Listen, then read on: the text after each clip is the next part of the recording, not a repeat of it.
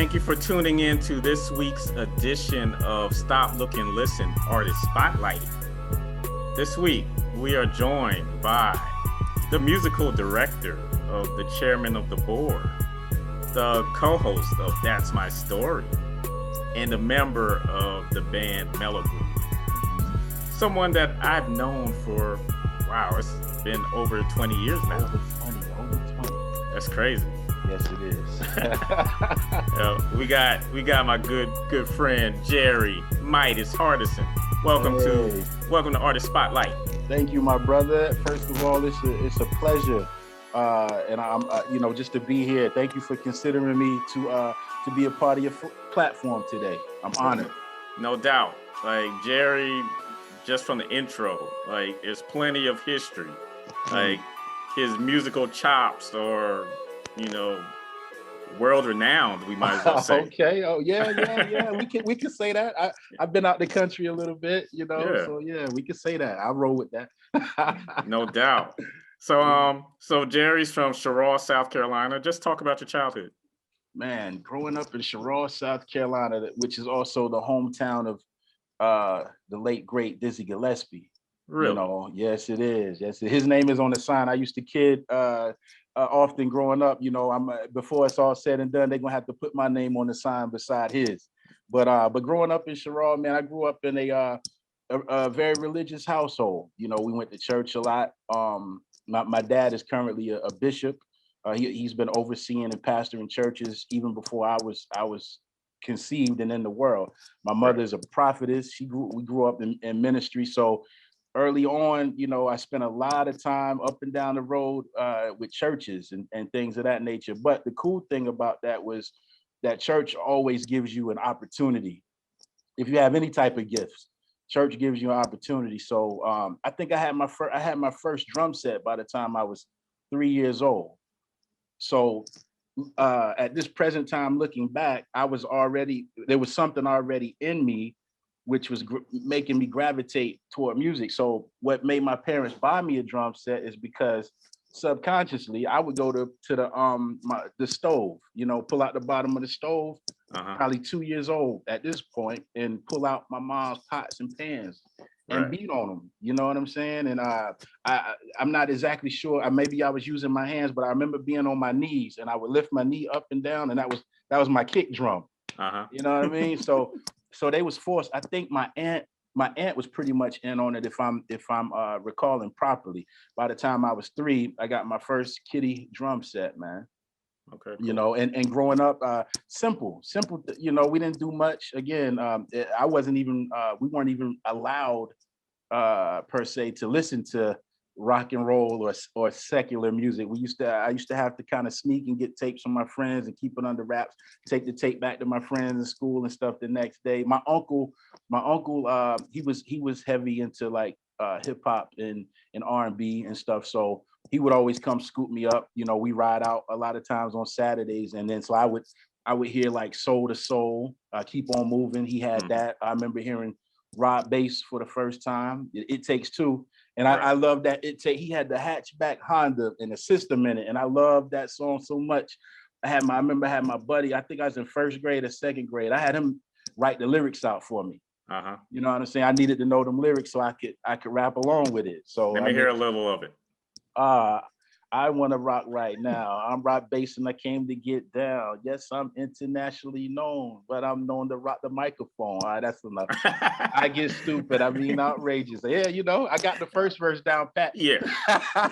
That's definitely that's a party starter still to this day. Yes, so so like, were you the first in the family to really pursue music? Well, oddly enough, my dad played keys too, man. Like, and the funny thing is, even growing up in church, he would be the musician, right, for the service. And then when it was time for him to preach, he would get off the keyboard or the organ, whatever we had. We had several, whether it was keyboard, organ, or Fender Rhodes, what have you. He would get off of the music and then go to the pulpit to preach. So he was doing double duty. Now, him being a wise man, of course, I can understand now. Once I transitioned from drums into playing keys, even just a little bit, he utilized me in that spot. That freed him up a lot. and also, there's revivals and, all of that stuff. And he would, he would urge for me to go even in weeknight services. And I remember like it would be, my mom was the mediator, right? A lot of times. So my dad, he come home in the weekdays or whatever. We got church that night. I might not even had all my homework done, whatever the case. He sent my mom back to, hey, your dad, mom say, your dad looking for you to go to church with him and play music tonight. And I might say, Mom, I don't want to go. You know what I mean? So my mom was the mediator a lot of times in helping my dad and I reach a conclusion on certain weekdays if I was going to go to church or not, during the weekdays. But it was serious like that, man. It was serious like that.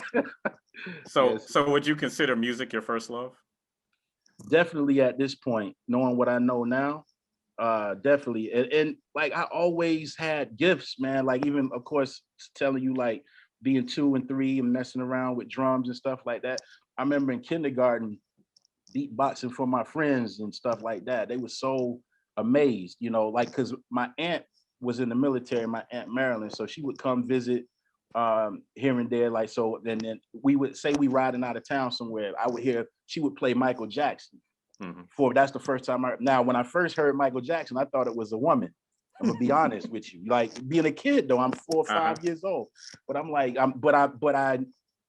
I knew I enjoyed the music and I could remember the melodies and stuff like that. Now, not a singer by any means, but the melodies and stuff come into play like for remembering the music or recreating music or even creating original music. But I always had a knack for hearing the different parts, not just the drums, but the bass, the synthesizers, the keys, the guitars, the horns. I can individually pick those, even though in a track they're working together.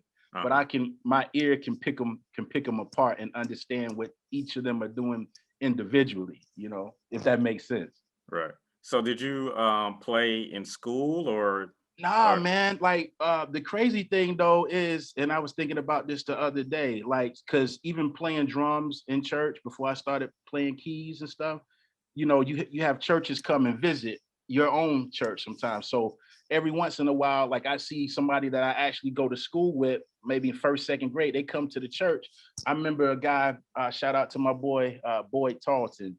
I remember, I think we was in like maybe second or third grade. So his church had visited my church and I'm playing drums and everything. And so the next time he saw me at school in the lunchroom, I saw him. I didn't know him well at that time, but I saw him and he was telling somebody and pointing at me. And I knew he was like talking about the fact he saw me play drums, you know what I'm saying? So little things like that gave me insight that I must be pretty good at it. Right. Yeah. Yes, indeed. So there's no this one time at band camp story from you. Nah. Oh yeah. So to answer your question, I kind of digressed a little, but I didn't take band or anything. I played sports, in school until like 11th grade. I played football and stuff.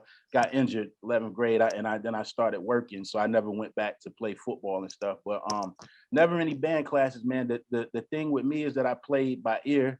And I went from drums to pianos and keyboards, and of course, pianos and keyboards isn't a section of band per se. So I never was in band. Now, once I got to Winthrop, I hope I'm not going too far ahead.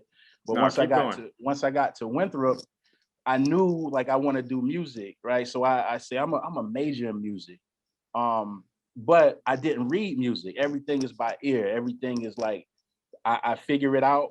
And even when I'm learning a song, I play it along, figure that out, pause it, rewind. If I can't get it, I gotta rewind, till I figure it out.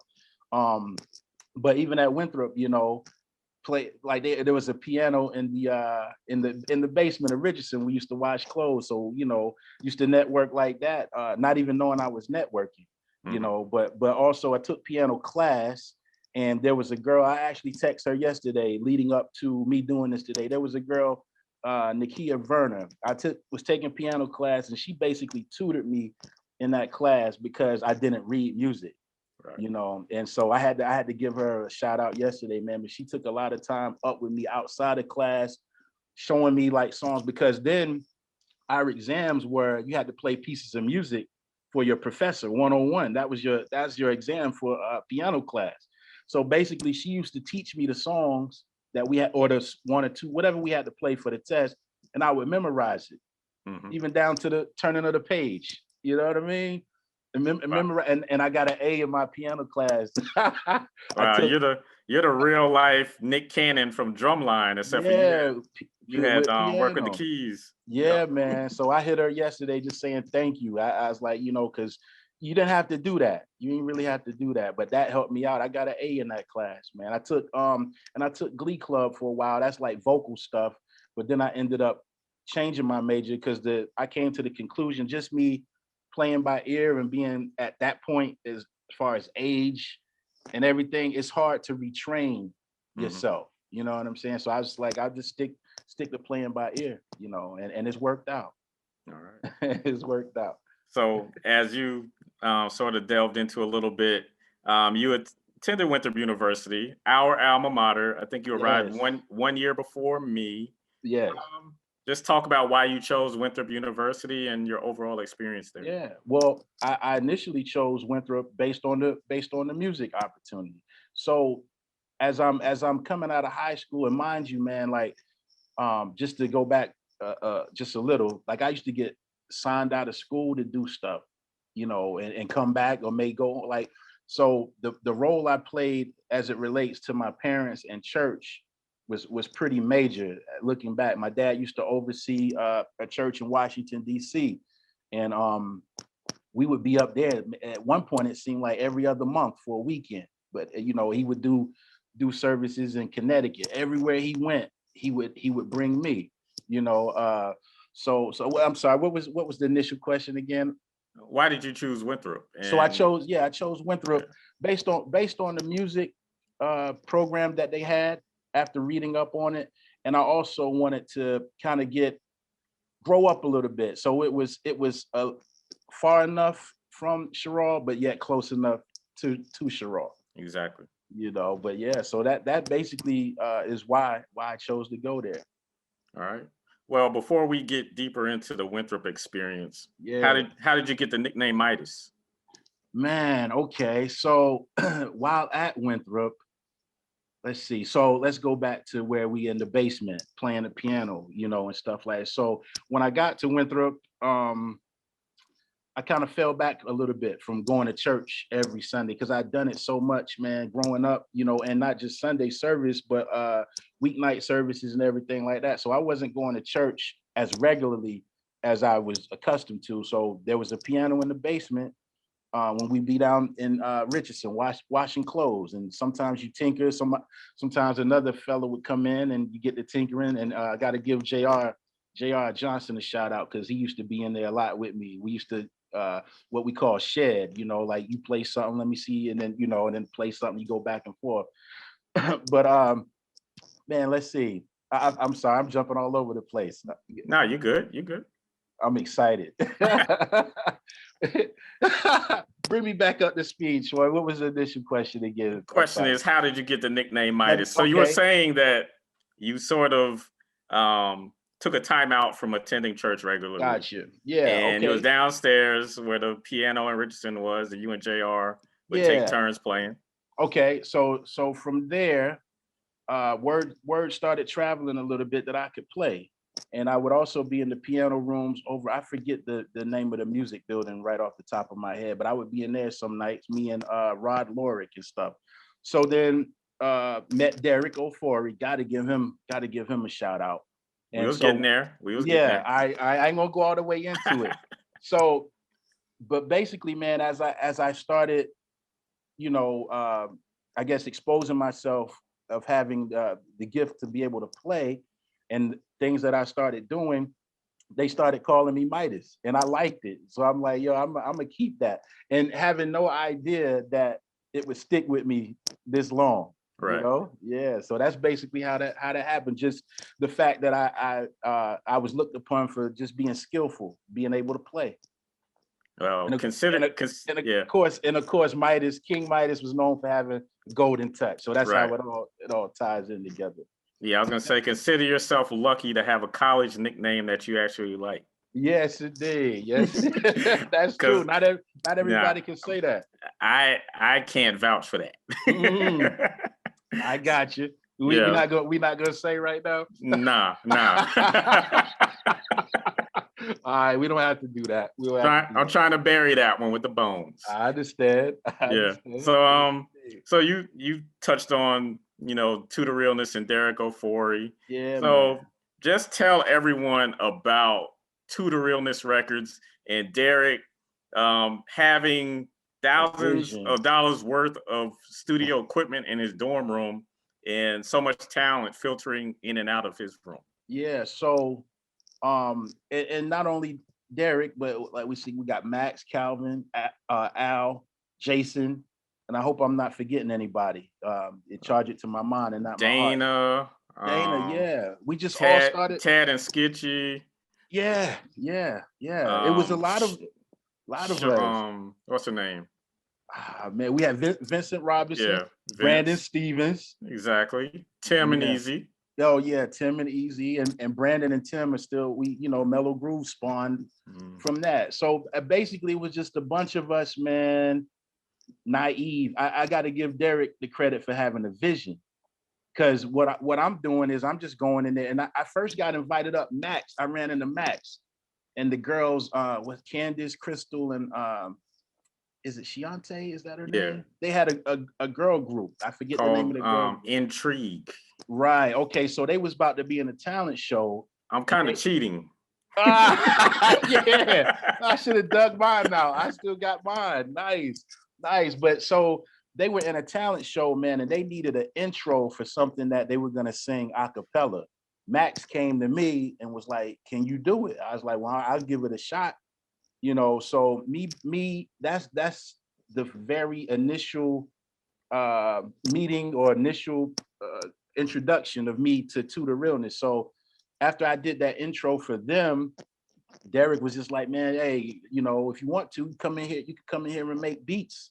I had studio time days. I think, if I'm not mistaken, it was Tuesdays and Thursdays for a couple of hours after dinner. So and I never missed. I went there. I learned how to work the MPC. I learned how to program, and save the stuff on floppy disk. And every once in a while, after I had enough of a batch build up, I come up with my cassette tape, run them down, record them to a tape. I still got them tapes. You know what I mean? So, and then from there, man, like, we would do some talent shows. We would be at the Shack. So Derek really had a vision. He was ahead of his time, as far as I'm concerned, with how he saw what he could do with the talent that was at his disposal on campus. So one of I think I had 2 tracks on that To the Realness album, if I'm not mistaken. You had 3. Okay. You had Candlelight, Be the One, and For Life. I got to go back and listen, man. Yeah, so I had 3 placements. How many tracks total on that thing?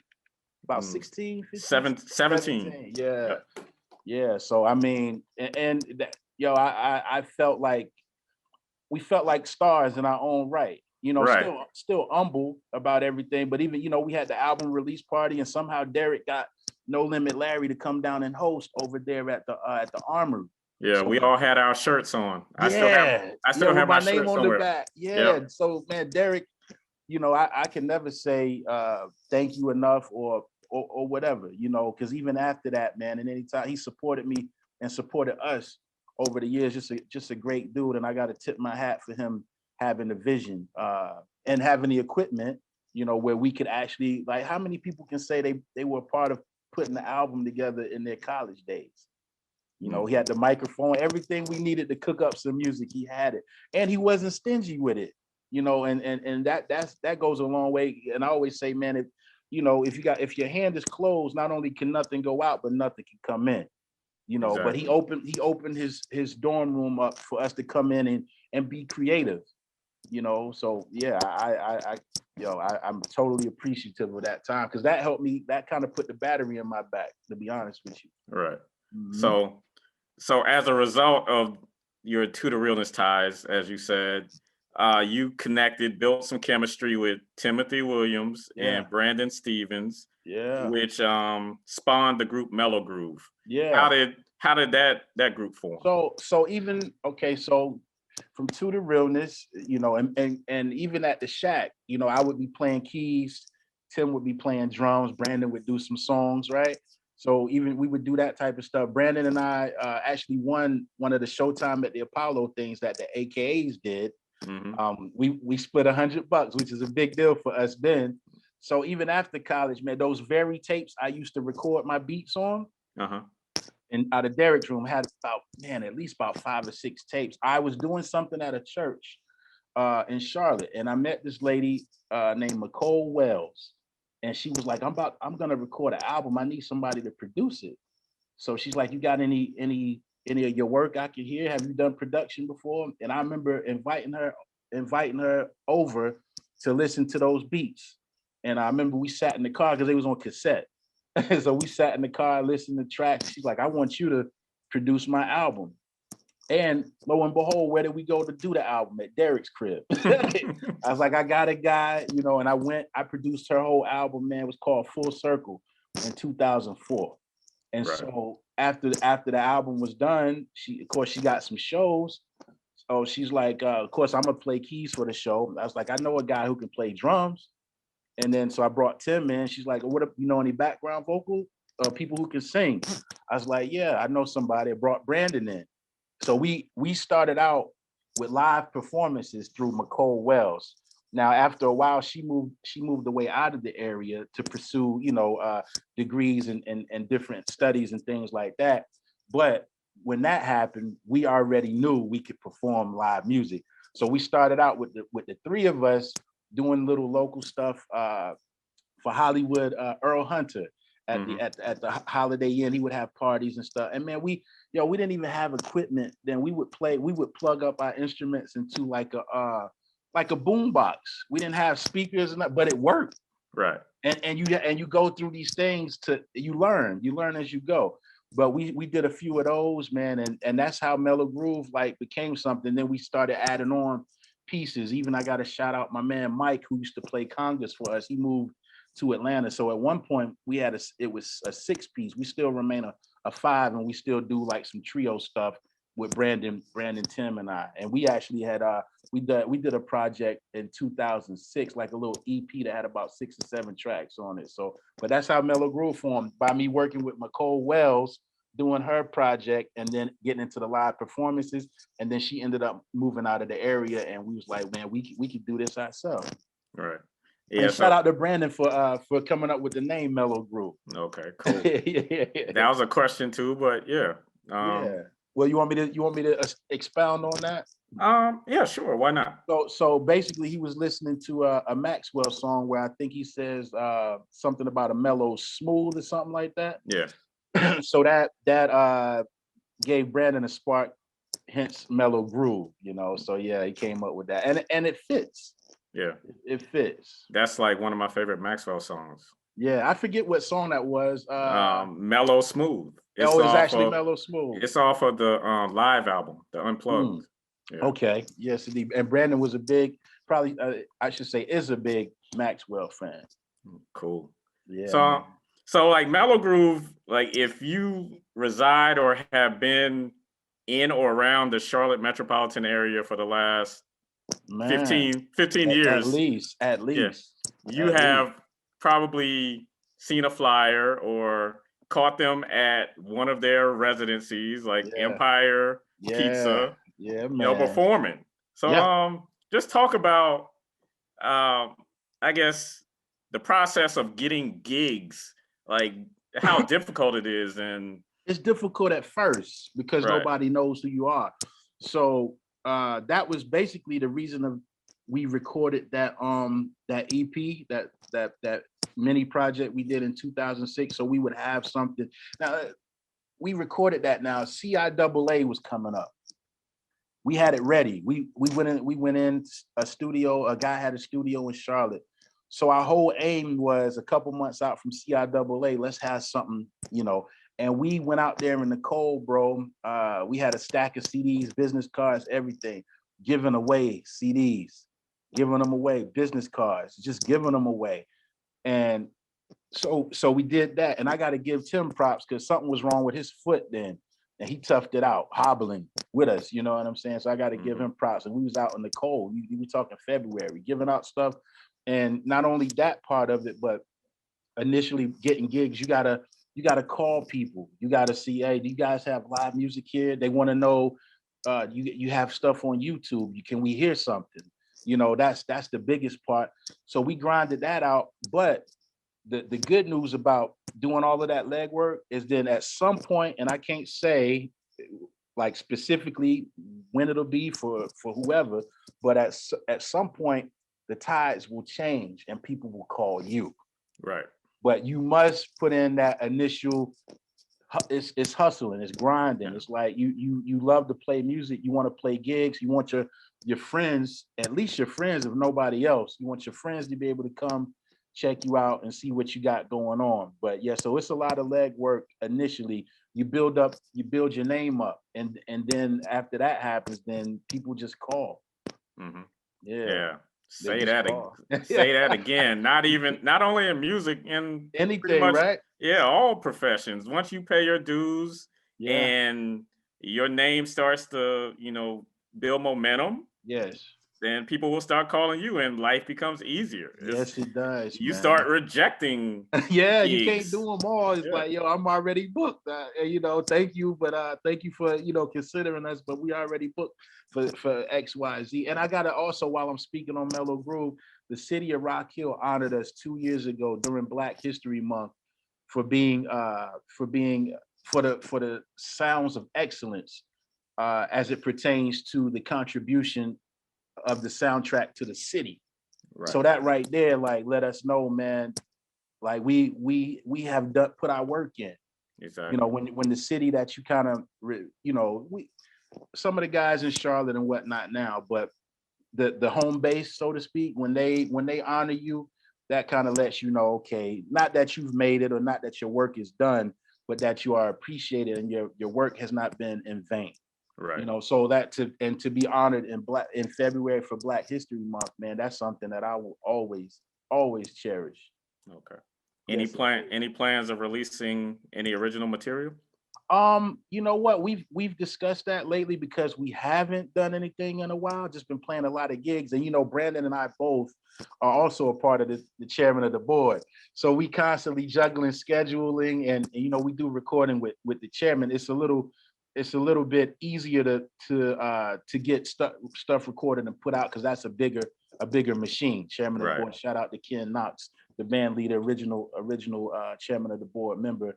But maybe perhaps, and especially since you're asking, once this pandemic subsides a little bit and we can kind of be in the same room and gather, I think it would be great, man, because V Keys just put out a project. So we do so much individually, but we never forsake the group as far as Mellogroove is concerned. So you know what? Because you said that, I'm gonna have to take that to the boys and say we might need to do another, even if it's another 6 or 7 song thing. It's time.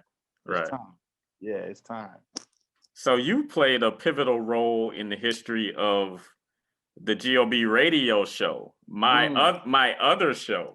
Good old boys. Yes. Yeah, you created the original theme song back in 2009. Yeah, man, it was that long ago. Yes. Yes, I did, man. Yes, I did. I think I was speaking with Mario during that time. Shout out to the Mario Washington. And he gave me an opportunity, man, to do it. I did the track, wrote the lyrics and everything, recorded it with Brandon. Brandon has always been like my go-to engineer too. You know what I'm saying? Like I'm great at the creating and the writing part, but as far as the recording, I just always go to Brandon, man, and let him hook me up, polish it up, and all of that good stuff. Yeah. So I didn't even know that you rap until then. Yeah. I toyed with it for a while, man. I want to say just because initially I was making beats, and there was always somebody, in college, just making beats, and there was always somebody to jump on them. You know what I'm saying? After college, I'm still making beats, and then it's like it ain't nobody to jump on the track. So I kind of probably did it to prove to myself that I could do it. And I've always been into words and lyrics and stuff like that. But it gave me a chance to express myself in that way, which I had never done prior to that point, you know. Right. So yeah, yeah, I had to mainly just prove it to myself. Like, can you really write? Can you really not just write, but perform the lyrics? And another thing I started doing as it pertained to recording lyrics, I used to read, like when I record, right? I didn't like the way it sound. So then I would memorize my verses, then re-record them. Mm-hmm. So then that became my whole approach. Like, all right, so let me go in already knowing my verses. Right. It freed me up so much more. It gave so much more feeling to the lyrics and stuff like that. Now I can do the Jay-Z thing they say. I can write and memorize as I go, and I can skip the paper part when I get into that bag, which I don't frequent that bag too much nowadays, but I can still get it done. Nice. Yes, sir. Well, we're forever grateful Oh, hey, for the pleasure. contribution. Yeah, man. I'm grateful for the opportunity, and also shout out Jay Prag when he was on Power 98. He gave me an opportunity to do his theme song. I didn't do the beat. I think I took the beat from a Lloyd Banks song or something like that. But he let me construct something. He gave me some bullet points and stuff he wanted me to say, and I was able to fit it all in there. So during the period while he was on Power 98, I'm not sure if he's still on radio currently, but during that time he gave me a little run with the intro. Nice. Yeah. Shouts to Prague. Yes, indeed. Chucktown. Yeah, Chucktown. All right, so currently you're the musical director for the chairman of the board. Chairman of the board, man. I used to hear them guys on TV, not on TV, on the radio growing up as a kid. Yeah, go ahead, though. I'm sorry. Nah, that's cool. I was just gonna say Brandon Stevens is also a member. Yeah. How did you both connect with Ken Knox and the process of becoming such an integral part of keeping the group moving forward? All right, let me see. So before I met Ken, I was actually playing for Danny Woods for a period. And in between Mellogroove and chairman of the board and things that I'm permanently a part of, I always get invited to sit in with other groups. Before I hopped on here, I just text the guy back. He asked me about a date next weekend. So through my networking, people start hearing about you, and so you're sitting in with this group, sitting in with that group. I remember one time there was a restaurant here in Rock Hill called DJ Soul Food. I played at DJs every weekend for like a month straight with a different band. So I say that to say this. So I'm networking, building relationships. Now, Danny Woods was also an original member of chairman of the board. When General Johnson passed in 2010, I believe, instead of the group kind of remaining intact, they kind of split, which happens while they figured things out. So one of the musicians who I have been networking with, shout out to Jerome Joseph. Danny was about to start his own little thing, and Jerome hit me up like, we need a keyboard player to do this gig, So I'm like, all right, cool, I'm in. And so I started playing with them. We put out an album too. And I gotta give props to James Tootie Hogan, which was the guitar player for that group. That guy taught me so much about chords and different things. Cause a lot of times we have the idea that we know it all. Not the attitude that we know it all, but maybe an understanding that we know it all. He taught me so much. So nonetheless, Danny's health started to decline. And so that outfit had to stop. Danny is actually passed now. Rest in peace, Danny Woods. So during the time, Brandon's already kind of going over to the chairman. He started out singing in the backup band, which is the Executives. He was leading that at first. Then he got moved up to the front. But he's already got his foot in the door over there. My buddy LeVar, who I had done some hip hop music with, had recorded vocals on the track the chairman of the board had called Carolina Shuffle. So they was both putting my name in the pot as far as a keyboard player is concerned. So then Ken Knox, he finally reached out to me and invited me to rehearsal / audition And I remember the first rehearsal, I'm playing stuff, man, and they were going crazy. I'm thinking I'm just playing, you know what I mean? They were going, so I'm thinking I'm going there just to audition, just to rehearse. And that one instant put me in. And that was 7 years ago. I keep up with it because my son's 7 years old. And the same year he was born, I played my first gig with the Chairmen. So I've been locked in ever since, man. Dope.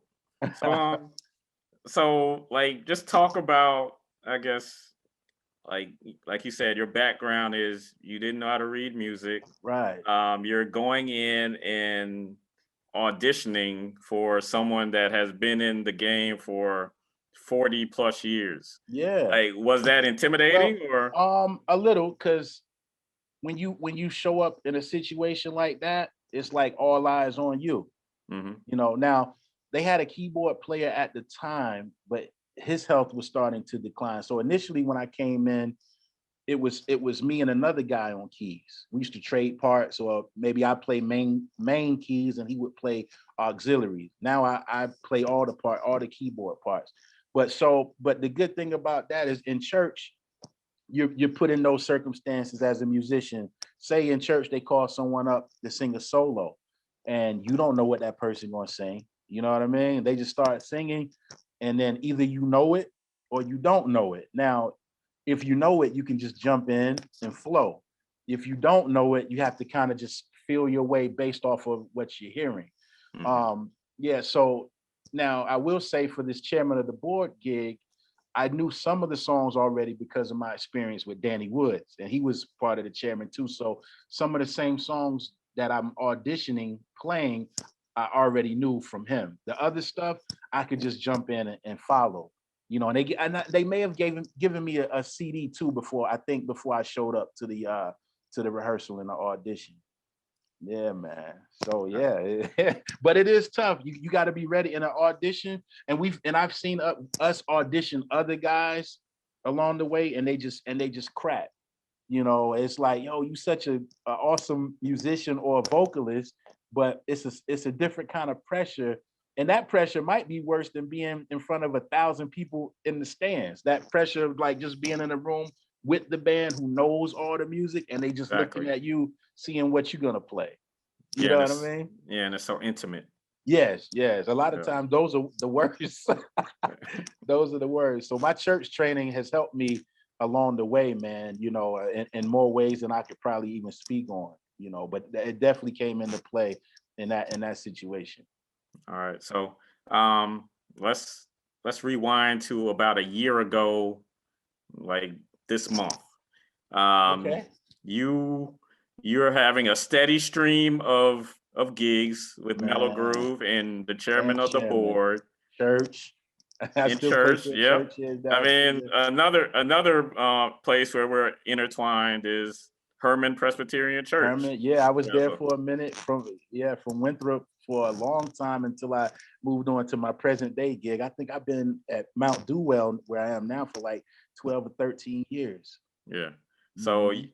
you had, I'd say, well over 100 gigs a year, um, Yeah, probably at least, yeah. easily scheduled. Because we And got then, to throw in weddings, funerals, what right, have you. yeah. And so then the pandemic hits Hmm. and everything is shut down.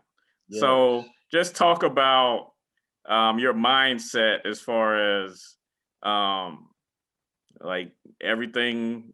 Well, my main means of Yeah. income is Yeah. shut down. How am Yes. I going to, one, keep bread in my pocket or keep money in Hmm. my pocket, stay focused and positive, Right. and then lead to the creations of not just one show but Hmm. two shows?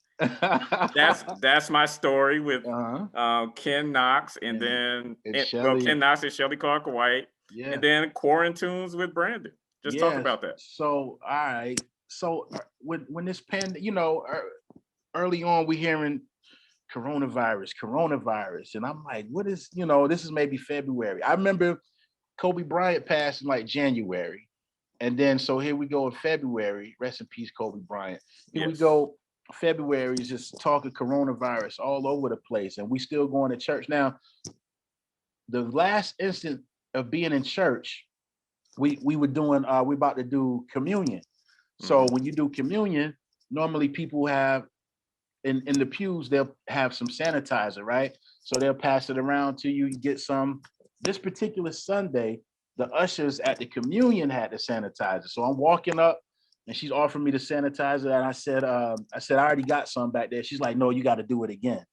I was like, okay, all right, you know what I mean? So that sparked something, like it's something really going on right now.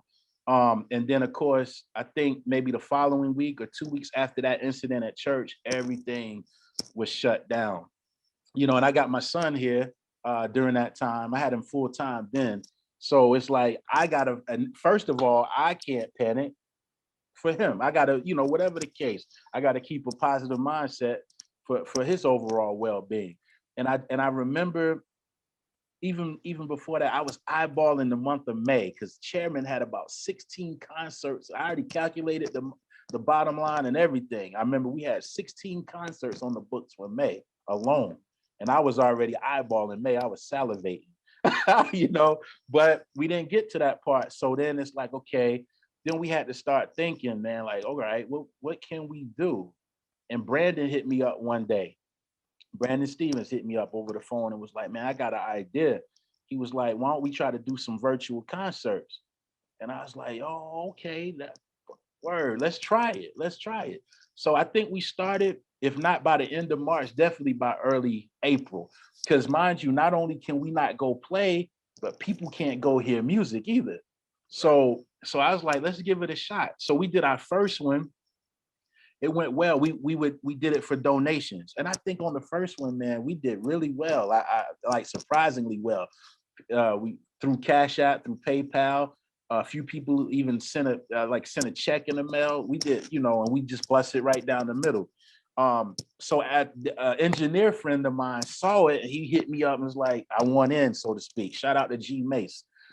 So he was like, yo, if y'all need engineering for audio and video, I can do that.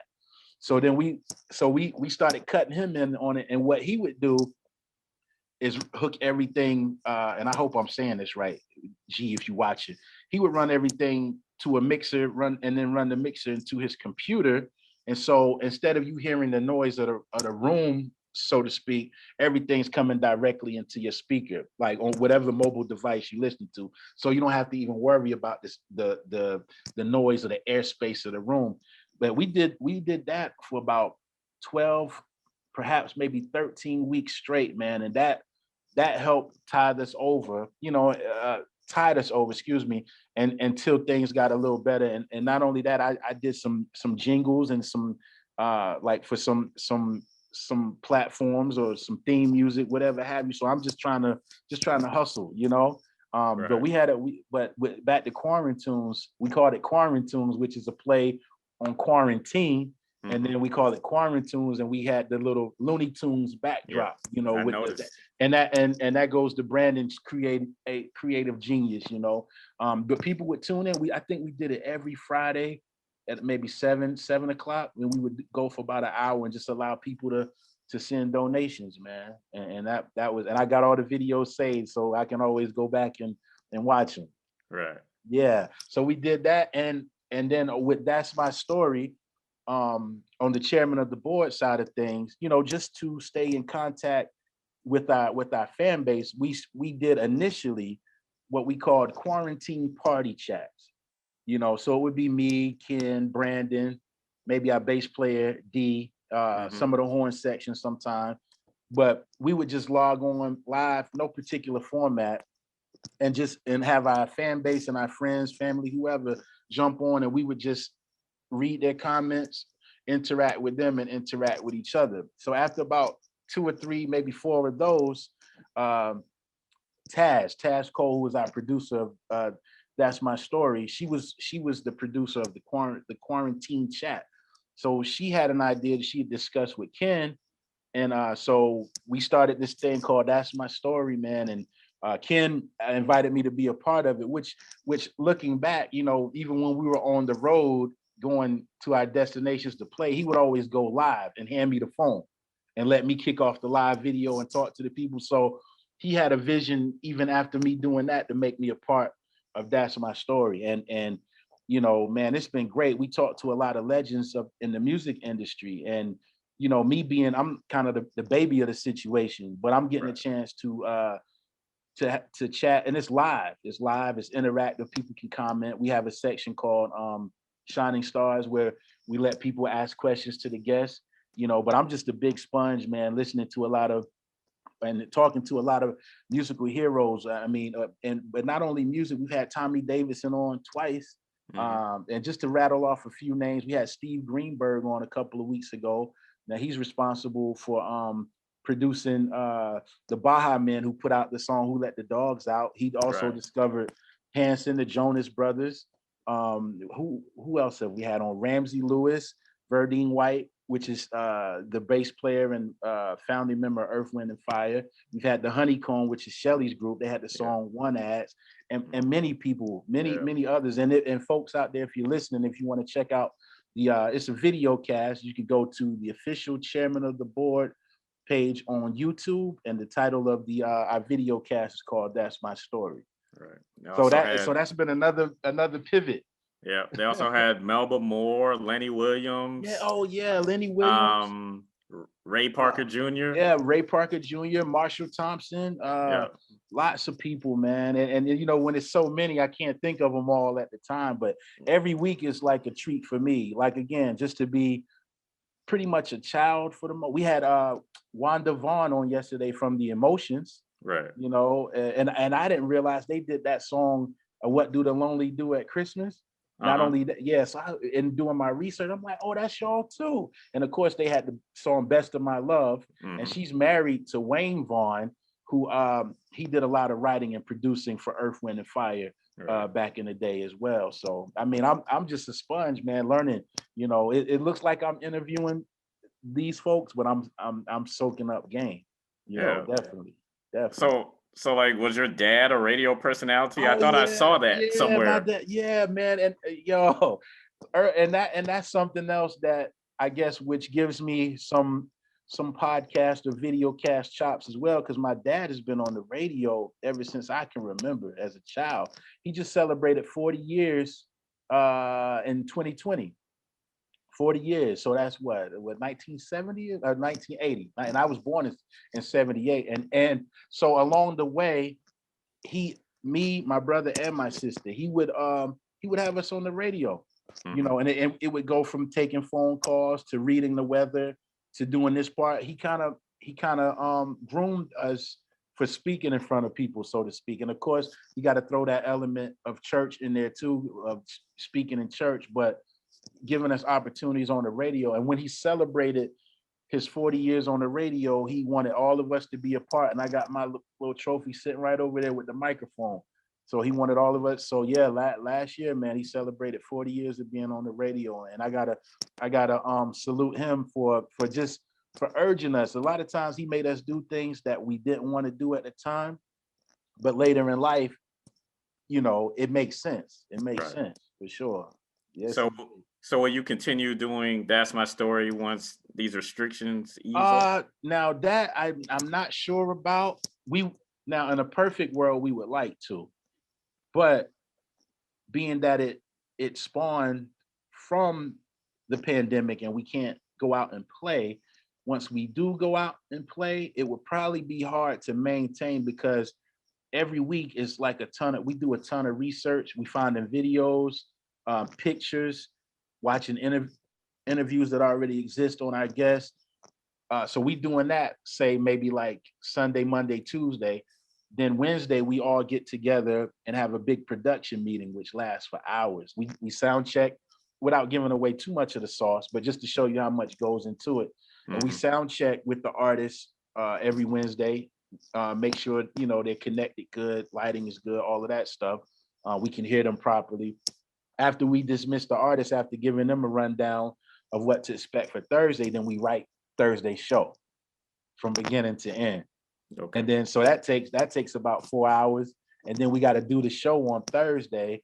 And so the show itself, we come on at 6, sign on like 5:30 though, just to make sure everybody's good. We come on at 6, and it's usually an hour and a half. Sometimes it goes 2 hours. So with that being said, just just an honest answer, I'm not sure if it would be easy to maintain that once we get back out on the road, because you got to be playing shows and have time for rehearsal, time for travel. So that would take away a lot of preparation time for the platform. Right. But we will see. We will see when we get there. Nice. Yeah. Well, I commend you all for, adjusting on the fly and coming up with, entertaining and memorable content. Man. Absolutely. And I try to go back and watch them. I try to go back and respond to people who are making comments. Some weeks I get to, some weeks I don't get to. Right. But yeah, I just try to be as interactive as I can, because the bottom line is it allows our fan base the opportunity to see us weekly and to interact, and which is I don't want to say which is all we can offer them, but that's something that we can offer them, since we can't do performances. With the Chairmen, I mean, man, we would play festivals. A lot of times you can't even see, like, the people are back so far, it's like, wow, it's a lot of people out here. And also with the Chairmen, through Ken, I got an opportunity to go to the UK and do a 2-week tour in 2018. I've never been to the UK before. So that afforded me an opportunity to go to a different country, man, and learn about culture. The people were so great there. It was one of those things that I'll definitely cherish, to take that 13-hour flight across the pond, as they say. And shout out to all of the UK fam. Made some good friendships over there, man. And there's a band, the Northern Signatures. They opened up for us, and we used some of their musicians because we couldn't, for pay structure wise, couldn't fly our entire band over there. So I went, and the bass player went. Shout out to Jerry D. Washington. And then so we would use the other components from the band that opened up for us. They would play on our set as well. But it was a wonderful time, man. 2 weeks over there in the UK. I'll never forget it. All right, nice. So before we close, I have one more question. Sure. Is there one band, past or present, that you dreamed about being a part of? Wow. Like even with the Chairmen, I would have never imagined, you know what I'm saying? But I'm a part of them now. And you know what? I don't want to forsake the groups that I'm a part of by throwing a name out there. But I gotta say, a band that I really respect has got to be the Roots. Right. I gotta and Mint Condition. Those are the two off the top of my head, just for their sound. Mint Condition definitely for their sound, the complexity of their arrangements, the skill set of those musicians, and I gotta tip my hat to the Roots, because like when a lot of bands, what we call sell out and stuff like that, they stayed on a slow grind with their content. They never changed up how they do what they do, and and now they're on late night TV. And even the guy Steve Greenberg that we were interviewing last week, he shouted out Questlove on some stuff. He referred to him as Amir. Some people call him Amir, but I'm like, oh, Steve, you know about Questlove? Just talking about how brilliant of a mind he is and how much musical knowledge he has, man. So I definitely got to shout out the Roots, and I got to shout out Mint Condition, just right off the top of my head. So I can definitely appreciate how the Roots never changed up. They did their own thing, and they kind of moved in a, I'm not sure if they were independent, but they moved in an independent capacity, right? And which allowed them to do the slow grind, and it paid off. They got the big look on late night TV now. Yeah. And backing many other artists along the way outside of the Roots camp, That's what it's all about to me. Cool. So Midas, Yes, what is next? And then, feel free to plug your socials and then leave us with some words of positivity. All right. Well, let me plug the socials real quick while I'm thinking about what is next. You can find me, guys, on Instagram at Midas J Hard, and my name is Jerry Hardison. So Midas, letter J, and the first 4 letters of my last name. I'm on Facebook under Jerry Midas Hardison. I'm on House Party and all that stuff, Clubhouse, but definitely hit me on Instagram, hit me on Facebook. Also, you can check out Mellogroove on Facebook. You can check out the official chairman of the board on Facebook. Yeah. And what's next?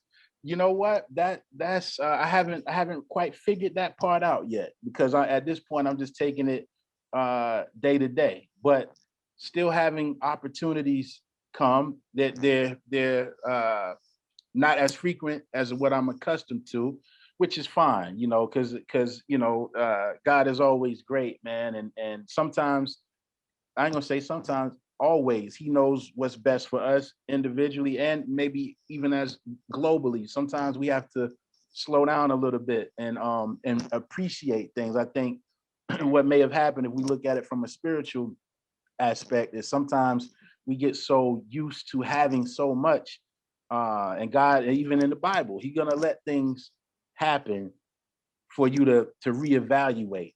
And I will say, even in a pandemic, we can be thankful and have an understanding that how we were moving before and doing this and doing that and buying these clothes and these sneakers, like all of that stuff really don't mean what we think it means. I mean, man, I probably wore pajamas and t-shirts for about 2 weeks initially, 2 to 3 weeks. And you know what, even early on in the pandemic, I wasn't even driving at night. And then when I had an opportunity to go play a little gig at night, it felt weird driving at night, and my gas was lasting a long time.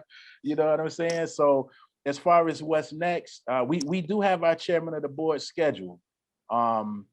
Supposed to kick off in April. We haven't been cleared yet, as far as gathering. So I haven't put all of my faith in those dates just yet. I'm just waiting to see what's going to happen. But I do know one thing: whatever happens, we're gonna all be all right. We just have to have the right mindset, positive mindset, and always pray, man. I'm a believer in prayer. Even when me and my son say prayers at night, we include the pandemic in our prayer, and we say with the understanding that we know that not on our time, but on God's time, all things are possible.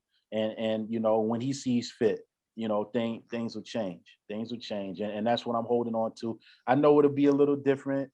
We've made some adjustments, but I do believe that we can get back to some sort of normalcy. It may be 2022, we don't know, but I believe at some point we can get back to it. But when we do, I just plan to, play shows, perform, record music, whatever I need to do, man. However the phone rings, that's what I'm gonna do. Right. So, yes, ladies and gentlemen, Jerry Midas Hardison. I appreciate you, family. You already know. Yes. Thank you. Thank you for always being that humble, cool cat. I remember back in Peabody, you had that lefty. Shooting jumpers. Yeah, in the gym. Yeah, man.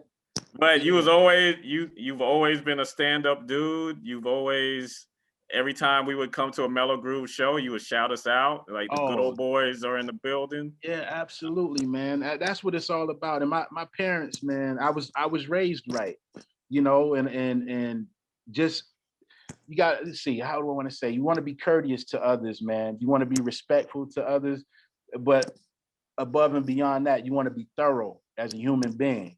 And right. and in the words of Scarface, your word is your bond. You know what I mean? Exactly. And yeah. So if you say something, man, and people can't rely on you, then your value diminishes. So I like to keep my value high and plant seeds when I can, because you never know when I'm gonna need to call on somebody. Exactly. Yes, it did. Yeah, and and it gets me through. It's worked thus far. I try to be a pleasant person, and I don't plan on switching it up no time soon. Yep, same here. Sticking to the code to get you far. Yes, indeed. but continued blessings to you and all of your affiliations. Yes, since you have your hands in so many different cookie jars. Yeah, man. Yeah, I've been blessed, man. I've been blessed. I still got more work to do, though. It ain't it ain't done by no means. You know what I'm saying? We still got more work to do. Exactly. It's about add more chapters to the book. Yeah, absolutely. See it all the way through to the end. Exactly. So for Stop, Look, and Listen, the Artist Spotlight, I'm your host, LaTroy Gardner. See you next time. Peace and blessings. Yeah, peace out, everybody. Much love. God bless. Thank you for checking us out on YouTube, and be sure to subscribe for more great content. And don't forget to check out our website at GOBRadionetwork.com.